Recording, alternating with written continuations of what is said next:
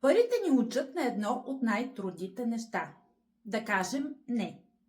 Колко пъти казваш да на ненужни покупки, услуги или дори натиск от приятел, просто защото е по-лесно вместо да се карате?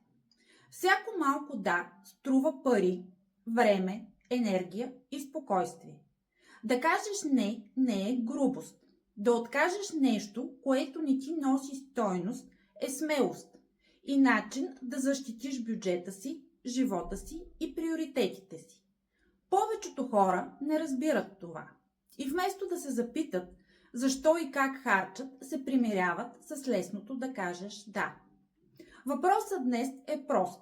Можеш ли да бъдеш смел и да кажеш не? Не за другите, не за имиджа, а за себе си и за бъдещето си. А ти колко често казваш не на нещо, което искаш или ти предлагат, само за да защитиш бюджета си? Смелост или страх? Напиши ми в коментарите.